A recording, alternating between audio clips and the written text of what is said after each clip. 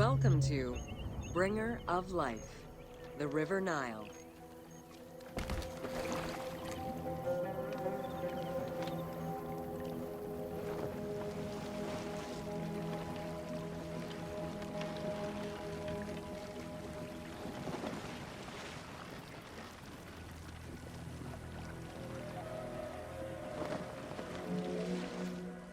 The ancient Egyptians called the dark fertile soil of the Nile the Black Lands, and the surrounding desert was referred to as the Red Lands.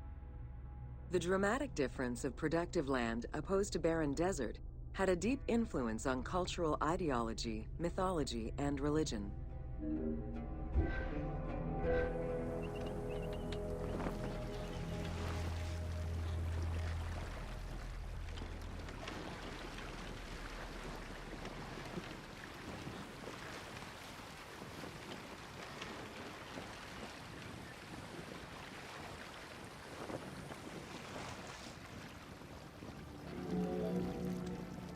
The Nile determined much of Egyptian civilization. For example, the seasonal cycle of the Nile was so consistent that ancient Egyptians created their calendar around it. The flood season, or Akhet, was when the departing floodwaters left arable soil for crops. It was followed by the growing and harvesting seasons, known as Peret and Shemu. These regular seasons, along with abundant wildlife and rich soil, meant that Egypt's denizens were able to nourish themselves and ensure their country's strength in trade.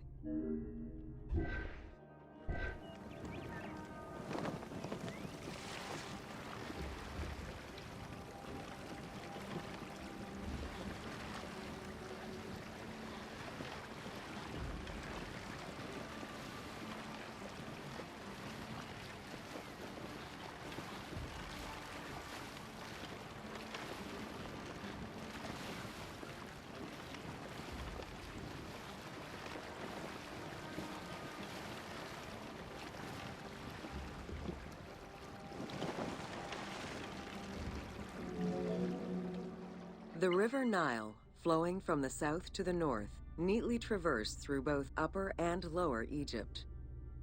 All of Egypt's major cities were built along this narrow ribbon of life. Protected by mountain ranges and deserts which acted as natural barriers to enemies, and sustained by the Nile's plants and wildlife, Egyptian civilization enjoyed economic and cultural prosperity for over 4,000 years.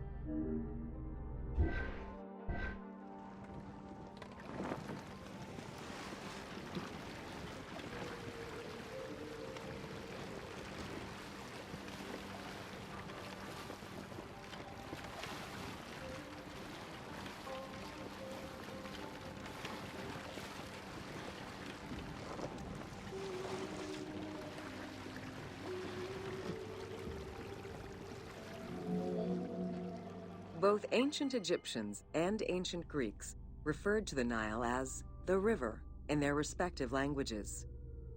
Stretching a distance of over 6,700 kilometers, the Nile is one of the longest rivers in the world. It flows south to north, spanning 11 countries. The River Nile originates in the region of the Great Subequatorial Lakes, including one of the largest in the world, Lake Victoria near Tanzania.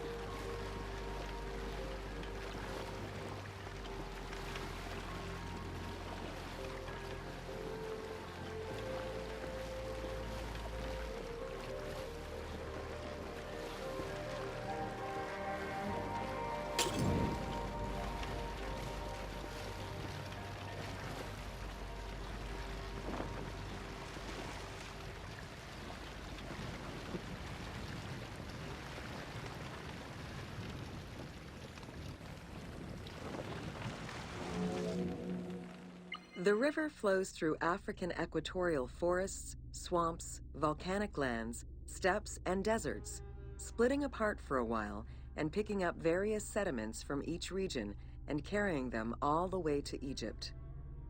Its main artery, known as the White Nile, rejoins with the Blue Nile in Khartoum. This is where it weaves through rich deposits of silt and nutrients, carrying them along in its wake.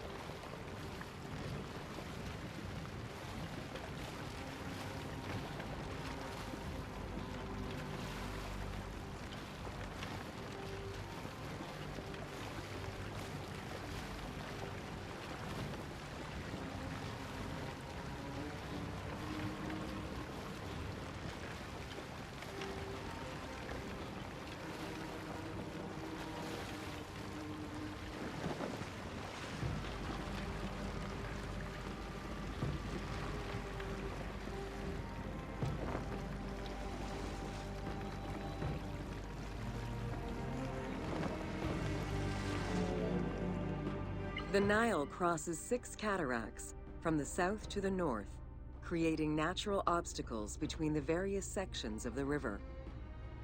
The cataracts are long zones of about 100 kilometers, where the bubbling and rapidly swirling waters advance tumultuously amid enormous heaps of rocks and benches of hard stone.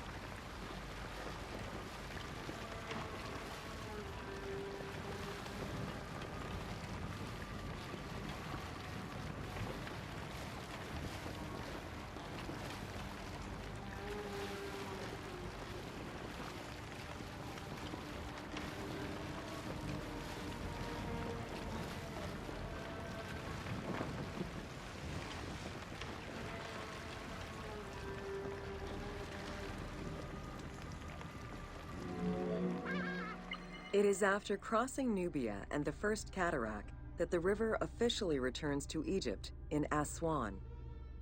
There are still 1,000 kilometers before it reaches Cairo and the Delta, bringing life to those living on its shores before it eventually empties into the Mediterranean Sea.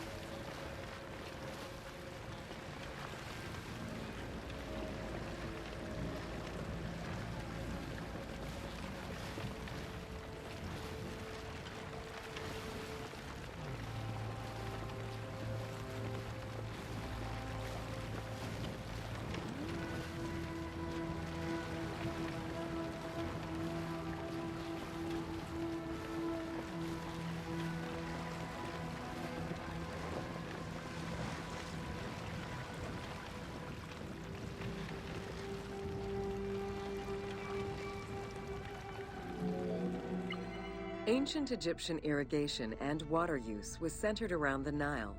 However, they also had access to streams and rivers, as well as several large lakes. The Delta, situated at the north end of the Nile, also known as Lower Egypt, is a large irrigated area where the river splits into several tributaries.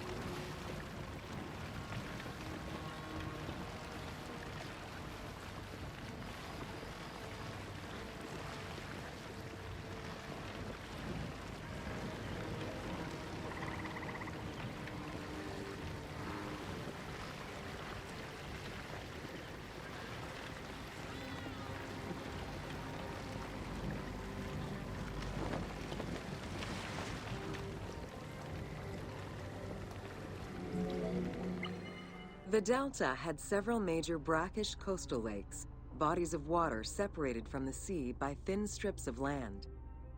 A mix of deep to shallow waters, salt swamps, and sand plains, these lakes were refuge to a wealth of species, as well as water and land plants. The occasional bandit could also be found sheltering within the denser reeds, waiting for the unwary traveler.